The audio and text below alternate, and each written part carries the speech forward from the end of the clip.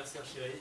Et toi, cher public, rien ne va plus. Oui, et c'est pour ça que c'est le moment. Le moment pourquoi? Je sais pas, créer une secte par exemple. Regardez, ils sont complètement déboussolés. Ils ont besoin de quelque chose pour se rassurer, quelque chose, de croire en quelque chose. Ils ont besoin d'avoir foi. Ils ont besoin de croire en une religion, une idéologie, une croyance. Arrête de délirer. Ils sont censés avoir un minimum de jugeote quand même. Ils pensent. Ils n'ont pas eu leur concours dans un paquet de Frosties. Franchement, regarde-le celui-là. Tu le vois dire un truc du genre « J'ai retrouvé une totale liberté de penser vers un nouvel âge réminiscent ». Mais je pense même qu'il y en a plusieurs. Ils sont à Sciences Po, mais bon, ils restent un peu fous. Ils sont à Sciences Po, donc ils pensent, ils réfléchissent, ils se posent des questions. Et c'est pour ça que le projet marchera. Ça marchera parce qu'avec le relativisme, le désenchantement du monde, la modernité, nous ne cessons de nous contredire et de nous poser des questions. La modernité est un épais brouillard. Nous vivons dans une cacophonie permanente. C'est pourquoi certains d'entre eux ont certainement besoin d'une vérité avec un grand T. Ils ont besoin de se rassurer, de penser à quelque chose, de croire en une religion, par exemple. Nous avons besoin de la foi pour nous rassurer, dans la mesure où nous vivons à une époque où Matt Pokora gagne 18 fois plus que les professeurs qui enseignent dans 7 amphithéâtres. L'homme postmoderne est angoissé, pas sûr de lui, ni de quoi que ce soit. Il est pessimiste. Franchement, qui n'a jamais passé de nuit blanche de peur de se retrouver en 3e année à Dunkerque? Les Français seraient donc à la pointe de la modernité pour une fois. Au contraire, les Américains, avec leur religion, leur tradition, leur foi en l'avenir, sont particulièrement réactionnaires. Oui, la foi nous donne l'illusion de vivre dans le monde d'antan. Vous savez, celui qui tournait rond. Il nous permet de croire. Il nous permet de donner du sens à ce rififi ambiant. À l'inverse de cette foi réactionnaire, la modernité est une désillusion quotidienne. Nos parents pouvaient encore se raccrocher à Martin Luther King, Nelson Mandela, Churchill, Jacques Chirac. Ah, ce bon vieux Jacques. Quand nous devons nous contenter de Michael Youn. Oui, ce concept est réactionnaire. Il nous ressasse le passé. Il ne sert qu'à sauver nos certitudes. Il donne du sens à un monde sans cohérence et dénoué de certitude. Belle allitération, ouais, Thibaut. Oui, le monde a perdu de sa substance. Et il ne la retrouve qu'en se remémorant les glorieuses années révolues. La foi est l'éternel retour à un temps où l'on laissait le politique, le curé, l'idéologue penser à notre place. Oui, on le voit en politique. Les hommes, les dirigeants d'autrefois avaient le pouvoir de changer les choses, changer le monde. Aujourd'hui, ils tentent vainement de nous faire rêver en taxant le Nutella, les sodas, ou en calibrant les pommes de terre. C'est pourquoi, pour se donner un minimum de consistance, de substance et de faire rêver les foules, ils se répètent, ils imitent les dirigeants d'autrefois. Sarkozy s'est donné un air de grand Charles pour faire mine d'avoir des idées. Hollande se fait passer pour Mitterrand pour qu'on pense qu'il a du cran. Nos hommes politiques ne créent de l'engouement qu'en se remémorant les héros d'outre-tombe. Oui, et même les progressistes sont dans ce cas. Par exemple, Obama a réussi à faire millier des millions d'Américains, mais au fond, il n'est qu'une pâle caricature de Roosevelt. Enfin, pas si pâle que ça. Mélenchon, par exemple, il n'est qu'une vulgaire copie de Georges Marchais et Lénine, par exemple. Nous n'arrivons à croire en l'avenir qu'en imitant nos aïeux. Car si la foi n'a pas disparu, elle n'est que la nostalgie d'un temps où le communisme, le nazisme, tout comme l'intégrisme religieux, ont permis à des millions d'hommes de croire. Les idéologies, la politique, permettent encore à ce jour au plus grand nombre de vivre des instants de ferveur collective et de passion. L'homme du XXe siècle était en effet un homme de conviction qui croyait en l'avenir, qui demandait l'impossible. Il se levait à l'aube, enfilait ses bottes de cuir, son brassard rouge, allait assister au discours d'un petit moustachu qui criait dans tous les sens et gesticulait. Il allait ensuite Il allait ensuite avec ses copains boire quelques bières et brutaliser une minorité sélectionnée préalablement. Au contraire, l'homme du XXIe siècle fait la grasse matinée car il est au chômage, tente de battre son record à Angry Birds ou Temple Run jusqu'à tard dans l'après-midi. Il ne sortira que pour s'acheter un paquet de pépitos tout choco qu'il grignotera devant les anges de la télé-réalité. C'est pour donner un minimum de consistance à son existence morne et terne et répétitive que l'homme du XXIe siècle, que l'homme moderne, va imiter ses aïeux en votant Marine Le Pen par exemple ou en saccageant une ambassade américaine. Le marché de la foi est donc extrêmement concurrentiel. La foi n'a pas disparu même si elle ne renvoie à rien d'actuel. Les religions, la politique, les grandes causes modernes comme l'écologie, elles ont toutes besoin de s'appuyer sur la foi pour perdurer. Dès lors, Thibaut, nous devons nous poser une question existentielle. Comment notre petite secte va-t-elle faire face à la concurrence déloyale de la Vatican Corporation, par exemple? Oui, cette énorme multinationale implantée dans une centaine de pays, avec ses économies d'échelle, car elle capitalise milliards au moins de fidèles, risque de nous faire une concurrence déloyale. Dès lors, ce revirement de jurisprudence risque à long terme d'avoir un impact négatif sur la courbe LN qui va décaler vers la gauche, et qui va exploser à court terme, voire à moyen long terme, notre besoin de fondement.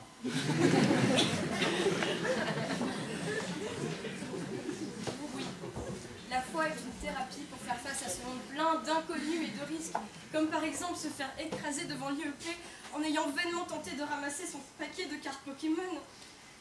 La foi nous replonge dans un carcan ancestral et nécessaire, plein de vérités toutes faites. Pour conclure, De façon générale, et très globalement, en définitive, la foi est réactionnaire.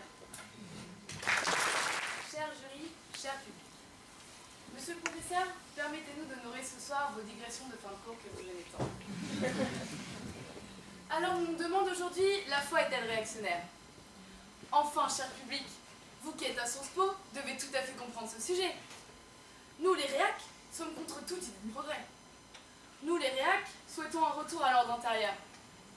Ah, quand j'étais jeune, il n'y avait pas tous ces Chinois, nous dirait mamie Jacqueline, nostalgique d'un bon temps révolu. La foi est une croyance.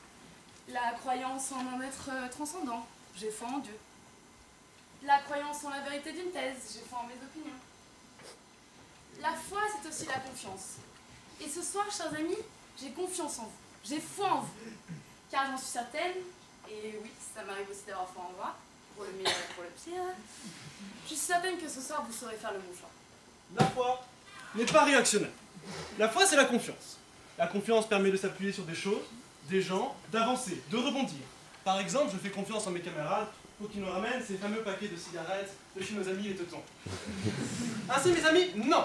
La foi n'est pas réactionnaire car elle n'empêche pas le progrès. Au contraire, elle y pousse. Imaginez la foi qu'il faut pour croire en un discours.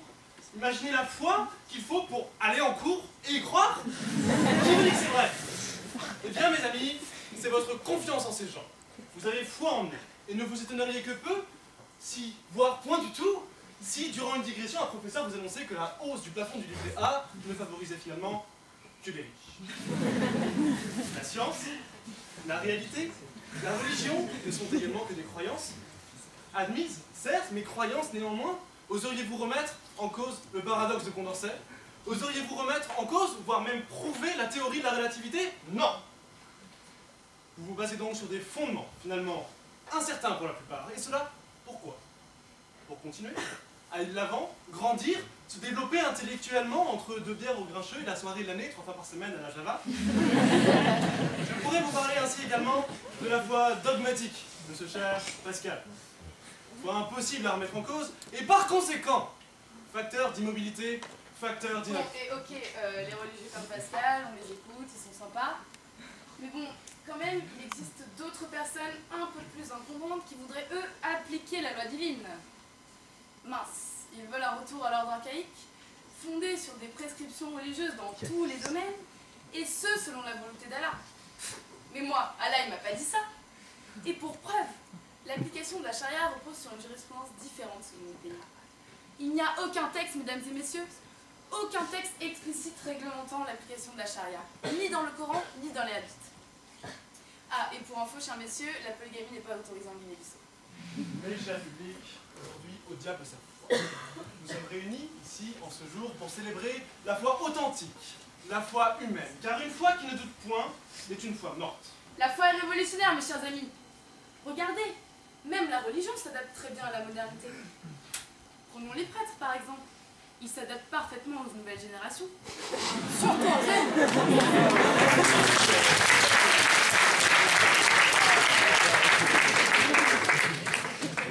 Et à propos d'activité physique, qu'en est-il de vos actes? Ils sont pour la plupart axés sur une éducation des valeurs que certains mettent certes plus ou moins de côté lors de soirées sulfureuses dont les détails voguent d'oreilles attentionnées à oreilles indiscrètes. Mais quel est donc ce système de valeurs, sinon une somme de croyances? Il faut agir comme cela parce que c'est bien. Travailler au lycée parce que si Paris c'est bon, Strasbourg c'est mieux. Que de certitude! Mais ce sont ces dernières, à part pour quelques frustrés de la capitale, j'en conviens, qui vous ont amené ici. Parce que vous croyez en vos compétences. Et même si vous vendez votre place ici même, par pure modestie, sans aucun doute, comme l'heureux hasard d'une chance inouïe et enfricotée avec le dernier chapitre que vous aviez révisé la veille, vous êtes ici parce que vous avez travaillé. Et pouf, voilà, là, quel progrès. De lycéen, vous voilà devenu étudiant libre, élite pour les plus chers, membre d'une école aux valeurs humanistes et modernes. Ce sont donc vos réflexions, ce sont donc vos actes qui créent ici votre croyance. Et vous ne restez pas là, cœur en croix, bouche ouverte, sans cri ni mot, à attendre patiemment. Vous bougez, mu par cette chose invisible, mais diaboliquement puissante, qui est votre foi. La foi est alors la ligne directrice de votre vie, le progrès, votre horizon. Mais que se passe-t-il si votre foi est ébranlée? Que se passe-t-il si votre foi se heurte au changement? L'homme a toujours tendance à regarder en arrière. L'homme est faible, l'homme est insignifiant, l'homme est peureux. L'homme croit en l'invincibilité d'une pléthore de valeurs. La République. Pardon. La démocratie. La laïcité. Le droit. Le progrès. La science. Le développement économique. La croissance économique. Et j'en passe.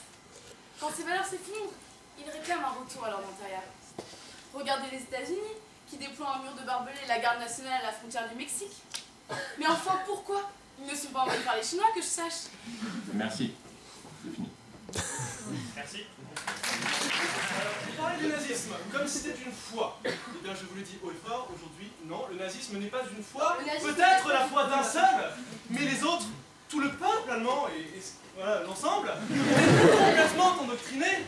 Une foi qui ne doute point, je me répète, mais apparemment il faut le faire, une foi qui ne doute point est une foi morte. En conséquence, tout ce que vous prenez comme exemple, comme oui, le nazisme, oui, le stalinisme, non! Ah non, le stalinisme, on n'en a pas parlé. On a parlé du communisme d'abord. Le stalinisme existe toujours. Je suis sûre qu'il y a plein de rouges dans la place. Voilà, d'abord. Le nazisme, c'est une idéologie en laquelle on a foi. Alors, des millions de personnes, non, ce n'est pas une personne qui a foi au nazisme, c'est des millions de personnes, peut-être plus. Est-ce que je dois te rappeler tes cours d'histoire, des nombreux cours auxquels j'espère que tu es allé? Tout ça pour te dire que non, ce n'est pas une foi car il s'est endoctriné. Une chaîne qui s'attache à ton pied. C'est pas parce que, supposons que je te fasse un bourrage de crâne, d'accord? C'est même de la foi de s'endoctriner. Bien sûr que non. La foi repose sur un doute. Oui, non. Bien sûr que si. La foi repose sur un doute. Mais cessons ce pilonnage lexical. De toute façon, je serais. Vous avancez que la foi permettrait le progrès, la science, etc. Mais des philosophes, entre autres, des scientifiques n'ont pas besoin de la foi pour avancer. Ils avancent par leur génie, par la chance parfois. Newton, on doit plus à la pomme et à ses qualités en mathématiques qu'à la foi en la science. Mais la science repose sur des postulats incertains qui peuvent être remis en doute. Et alors à ce moment-là, si ta thèse repose sur des postulats qui sont remis en question, qu'est-ce que tu fais? Alors par exemple, on pourrait différencier la physique normale de la physique quantique. Il n'y a pas du tout les mêmes bases, ça n'empêche pas que les deux se développent, parce qu'on justement, on commence, on a des postulats, comme dit ma camarade, sur lesquels on... C'est un tremplin. C'est un tremplin. On arrive, on coupe, on saute, et paf, on attrape quelque chose. Donc, soit c'est la théorie de la relativité, Soit c'est, je ne sais pas moi, la longueur de mes cheveux qui est comme ça. Mais tout ça pour dire que non, tu te bases toujours sur quelque chose. Non, la foi, au contraire, n'est pas caractérisée par la culture. Pas une reputational, mais c'est l'inverse de la foi. La foi, c'est accepter le fait qu'il y a des choses qui sont irrationnelles et on a besoin de la foi pour admettre des réalités, des vérités qui ne le sont pas forcément, qui ne sont Et pas alors, tu prouvées es par prêt la à vivre science. dans l'illusion? Tu C'est es le prêt principe de à la foi. faire C'est le partie de la principe de la catégorie foi. des imbéciles qui ne changent pas d'avis? Personne Mais n'a... la foi, par essence, est irrationnelle. On se base sur des croyances. Les croyances, c'est irrationnel. C'est le doute. C'est le doute. Voilà, exactement. Toi, Tout à fait. toi. C'est le doute. Pourquoi la théorie Je n'ai pas de femme relativité, mais Non, la relativité, pas la gravité. Je peux répéter, prouve-moi la théorie de la relativité. Tiens, un papier, un stylo. Merci.